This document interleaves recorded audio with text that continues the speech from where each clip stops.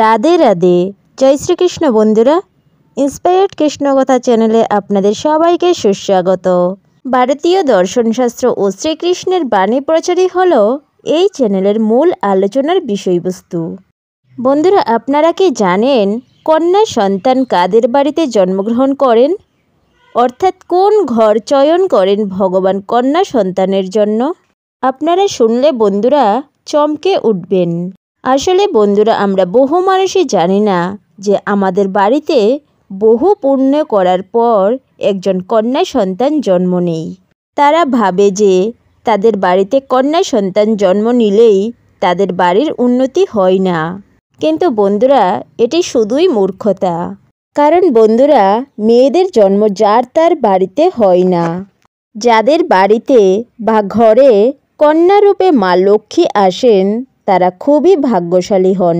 তাই বন্ধুরা, আমরা আজকের ভিডিওতে জানব যে ভগবান কোন বাড়ি চয়ন করে কন্যা সন্তানের জন্য। কোন সেই পুণ্য কর্ম যার জন্য ভগবান একজন মাতা পিতার গর্ভে কন্যা সন্তানের জন্ম দেয়। তাই যদি বন্ধুরা আপনারা কন্যা সন্তান হন বা আপনার বাড়িতে কন্যা সন্তানের জন্ম হয়েছে, তাহলে আপনারা নিজেদের জন্য এই ভিডিওটিতে দেখে একটি লাইক করে বন্ধুদের সাথে শেয়ার করে দিন এবং কমেন্টে আপনারা লিখুন জয় শ্রীকৃষ্ণ ও হর হর মহাদেব। বন্ধুরা, একবার ভগবান শ্রীকৃষ্ণের কাছে অর্জুন বলেন, হে মাধব, মানুষের কোন কর্মের ফলে একটি বাড়িতে কন্যা সন্তানের জন্ম হয়? অর্থাৎ কেমন বাড়িতে কন্যা সন্তানের জন্ম হয়? তখন ভগবান বললেন, হে পার্থ, প্রচুর সৌভাগ্য প্রাপ্তি করলে, পূর্বজন্মে কোনো মহান কার্য করলে তবেই সেই বাড়িতে কন্যা সন্তানের জন্ম হয়। তবেই সেই মাতা পিতা কন্যা সন্তানের মাতা পিতা হবার সৌভাগ্য প্রাপ্তি করে। কারণ সবাই কন্যা সন্তানের ভার বহন করতে পারে না। কারণ একমাত্র কন্যাই যে নিজের সর্বস্ব অন্যের জন্য উজাড় করে দেয়। মা রূপে সন্তানের জন্য, কন্যা রূপে মাতা পিতার জন্য, আর স্ত্রী রূপে স্বামীর জন্য। তাই যেদিন কন্যা সন্তান হওয়া বন্ধ হয়ে যাবে, সেদিন এই সৃষ্টিও ধীরে ধীরে ধ্বংস হয়ে যাবে। বন্ধুরা, আপনারা শুনেছেন হয়তোবা যে পুত্র বাড়ির মুখ উজ্জ্বল করে। কিন্তু বন্ধুরা, কন্যা এমনই এক সন্তান যে দুই বাড়িরই মুখ উজ্জ্বল করে।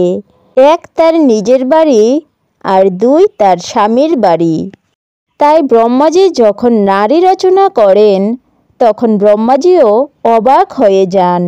কারণ এই সমগ্র সৃষ্টির মধ্যে সবচেয়ে সুন্দর ও জটিল রচনা হলো এই নারী রচনা। তাই ব্রহ্মাজি নারদ মুনিকে বলছেন, এই সমগ্র সৃষ্টির মধ্যে নারী রচনা হচ্ছে আমার সবচেয়ে গুরুত্বপূর্ণ ও অনন্ত সৃষ্টি।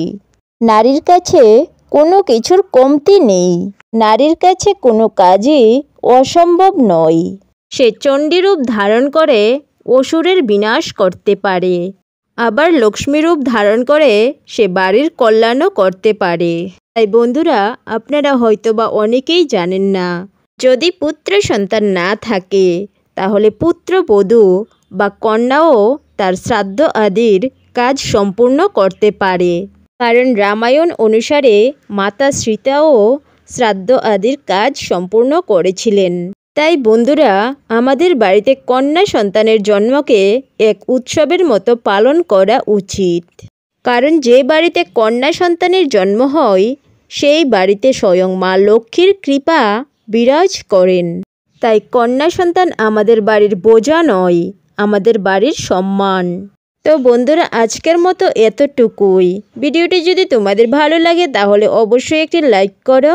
দেখা হচ্ছে তোমাদের সাথে পরবর্তী আরও একটি পর্বতে। ততক্ষণ ভালো থাকবেন, সুস্থ থাকবেন। ধন্যবাদ। ঈশ্বর আপনাদের মঙ্গল করুক।